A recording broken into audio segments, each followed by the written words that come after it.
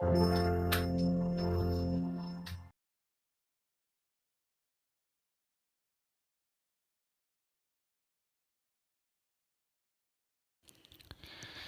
Friends, welcome back to my YouTube channel study art hub and I hope so friends आप सभी बहुत अच्छे होंगे। आपकी स्टडी भी बहुत अच्छी चल रही होगी। आज डिस्कस करने वाले हैं आर्टिस्ट लक्ष्मण पै के बारे में। लक्ष्मण पै का जन्म हुआ था 1926 ईस्वी में। इन्होंने अपनी एजुकेशन कंप्लीट की थी जे स्कूल ऑफ आर्ट से। जे स्कूल ऑफ आर्ट से 1950 में इन्होंने सोलो एग्जीबिशन किया। अनेक अंतर्राष्ट्रीय प्रदर्शनी में भी हिस्सा लिए थे। 1961, 63 और 72 में इनको राष्ट्रीय पुरस्कार मिला। 1985 में लक्ष्मण पै को पद्मश्री मिला। लक्ष्मण पै ने काफ़ी टाइम स्पेंड किया है पेरिस में भी, बट ये पेरिस में एकोल द पेरिस से सम्मोहित, मतलब वहाँ से नहीं जुड़े थे, पर उन्होंने बहुत सम्मान किया एकोल द पेरिस का। लेकिन स्वयं को बेहतर कलात्मक और सांस्कृतिक पृष्ठभूमि से आया मानकर अपनी अलग पहचान बनाए। इसलिए आश्चर्य नहीं कि इनकी अति यथार्थवादी फैंटेसी में भारतीय लघु चित्रों का सार्वग्रिकता झलकती दिखाई देती है। रेखाओं और रंगों का प्रयोग के मामले में लक्ष्मण पै भारतीय लघु चित्रों से प्रेरित थे। क्वेश्चन नंबर 370 है, लक्ष्मण पै आरंभ में किसके फोटो स्टूडियो में लैब बायस थे? लैब बायस थे अपने मामा के। लक्ष्मण पै ने दृश्य चित्र अपनी माँ तथा जवाहरलाल नेहरू के व्यक्ति चित्रों को किस माध्यम में प्रयोग किए? किस मीडियम में इन्होंने बनाया? ऑयल कलर में, तैलीय रंगों में। लक्ष्मण पै की नियुक्ति गोवा में स्कूल ऑफ आर्ट्स के प्रिंसिपल पद पर हुई 1977 में। लक्ष्मण पै ने जिस पर्वतीय दृश्यों का अंकन किया, पर्वतीय दृश्य मतलब इन्होंने लैंडस्केप बनाए थे, उनमें मानवाकृतियां नहीं हैं। यह दृश्य चित्र कब बनाए गए हैं? 1964 में। लक्ष्मण पै 1967 से संगीत के रंगों पर चित्र बनाने लगे, जिनमें रागों से उत्पन्न मन स्थितियों का चित्रण किया गया। एब्स्ट्रैक्ट में इन्होंने बनाया, अमूर्त शैली में। लक्ष्मण पै की मानव आकृतियां नामक चित्र में पुरुष व नारी की मुखाकृतियां, इनके चित्र है मानव आकृतियां, उसमें पुरुष तथा नारी स्त्रियों की मुखाकृतियां, हाथ व पैर लोक कला की पद्धति पर संयोजित किए गए हैं। जो तैलीय माध्यम मीन्स ऑयल कलर में ये पेंटिंग बनाई गई है। इस पेंटिंग का टाइम ड्यूरेशन बताना है तो 1972। लक्ष्मण पै के बिंब नामक चित्र में कौन सा माध्यम है? इनकी जो बिंब पेंटिंग बनाई गई है वो एक्रेलिक में है। देखिएगा अगर आप जेआरएफ की प्रिपरेशन कर रहे होंगे, काफ़ी अच्छी पेंटिंग है। बिंब मिरर दिखाया गया है। नेक्स्ट पेंटिंग है, लक्ष्मण पै को ललित कला एकेडमी न्यू दिल्ली द्वारा राष्ट्रीय सम्मान से सम्मानित किया गया। टाइम ड्यूरेशन है, कब इनको अवार्ड मिला था?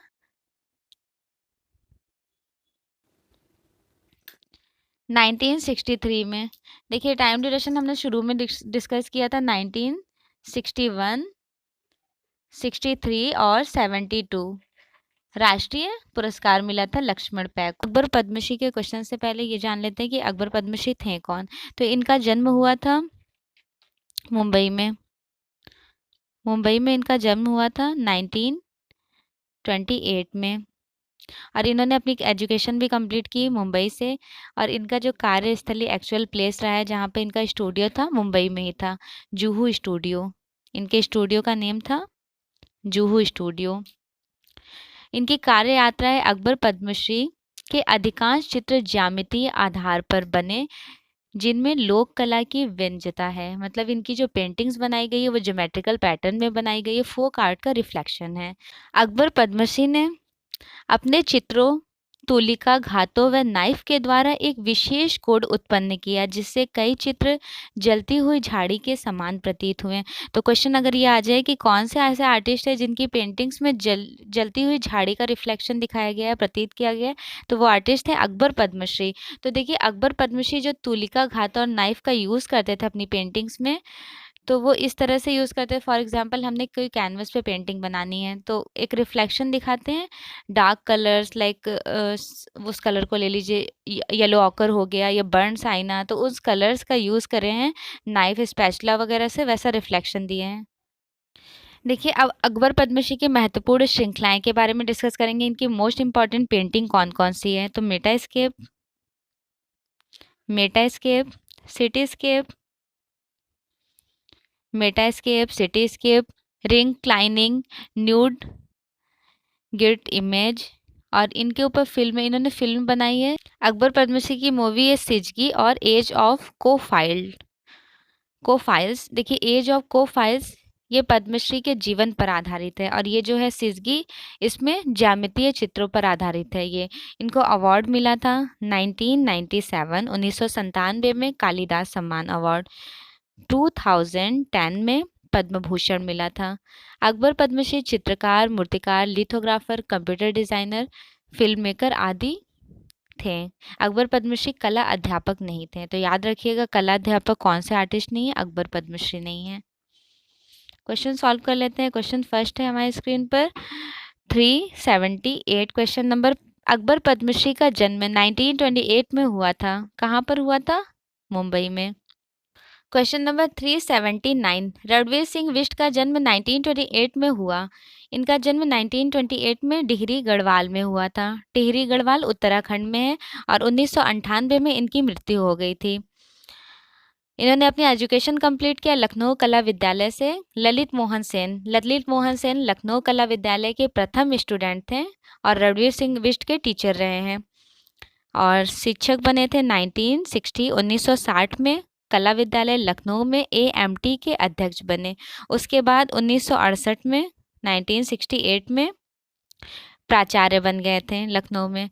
1975 में लखनऊ विश्वविद्यालय से संबंधित हो जाने से बिष्ट ललित कला विभाग के डीन भी बने। तो डीन कहाँ बने हैं?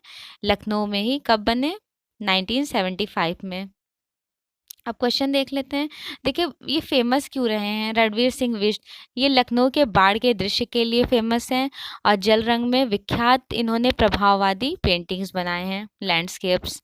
और रणवीर सिंह बिष्ट को 1960 में गोमती नदी में आई बाढ़ के दृश्य बनाए थे। कौन सी नदी? गोमती नदी। 1965 में रणवीर सिंह बिष्ट को राष्ट्रीय पुरस्कार मिला। 1966 में इनको जल रंग पुरस्कार मिला। 1991 में रणवीर सिंह बिष्ट को पद्मश्री अवार्ड मिला। देखिए अवार्ड इसलिए डिस्कस कर रहे हैं क्योंकि अवार्ड से भी क्वेश्चंस आ जाते हैं। Government college of arts and craft Lucknow से कला शिक्षा ग्रहण की तथा कुछ ही समय बाद वहीं अध्यापन करने लगे। 1998 में यहाँ के प्राचार्य बने, और वहीं से ललित कला संकाय के डीन पद से सेवानिवृत्ति हुए। उपर्युक्त दिए गए लक्षण से किसके जीवन का परिचय मिलता है? रणवीर सिंह बिष्ट के लाइफ पर। 1970 के दशक में रणवीर सिंह बिष्ट ने जो दृश्य चित्र बनाए थे वह किस वाद से प्रभावित है? तो वह प्रभाववाद से प्रभावित है। देखिए प्रभाववाद इम्प्रेशनिज्म आर्ट मूवमेंट को कहते हैं। यूरोप में स्टार्ट हुआ था, फ्रांस में। ठीक, फ्रांस में। प्रभाववाद जो इम्प्रेशनिज्म आर्टिस्ट थे वो बेसिकली लैंडस्केप को कैप्चर किए थे, दृश्य कला को। और दृश्य कला कैसे बनाते थे? तो वो जाते थे ऑन द स्पॉट व्यू को कैप्चर करते थे। और कौन से कलर में? तो ब्रोकन कलर स्ट्रोक में। Broken colour stroke. अब माइंड में क्वेश्चन आ रहा होगा ये ब्रोकन कलर स्ट्रोक कौन सा होता है? तो देखिए ब्रोकन कलर स्ट्रोक वो होते हैं जैसे हमने प्राइमरी रेड कलर लिया और येलो, रेड और येलो जब हम लैंडस्केप में बनाते हैं, स्काई वगैरह मिक्स करते हैं, तो ये ऑरेंज का रिफ्लेक्शन आ जाता है, उसी को उन्होंने ब्रोकन कलर कहा है। उस स्टाइल में इम्प्रेशनिज्म आर्टिस्ट पेंटिंग बनाते थे, मीन्स प्रभाववादी कलाकार। उस तरह से भारत में किसने ये प्रभाववादी में जो पेंटिंग बनाए हैं? रणवीर सिंह बिष्ट प्रभाववादी लैंडस्केप रहा है। चलिए नेक्स्ट क्वेश्चन देख लेते हैं। समसामयिक कला परिप्रेक्ष्य में आदिवासी और लोक कला को आधुनिक कला के समक्ष दर्जा दिलाया जगदीश स्वामीनाथन ने। जगदीश स्वामीनाथन का जन्म हुआ था 1928 में, 1928 में शिमला हिमाचल प्रदेश में। ग्रुप 1819 ग्रुप 1819 के फाउंडर हैं जगदीश स्वामीनाथन।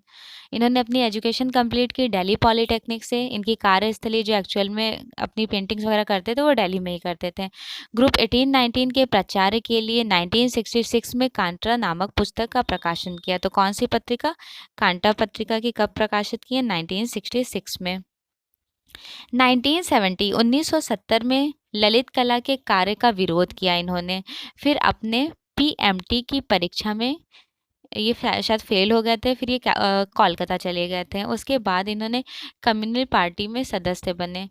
इनकी है मजदूर आवाज़। मजदूर आवाज़ पत्रिका है, मजदूर आवाज़।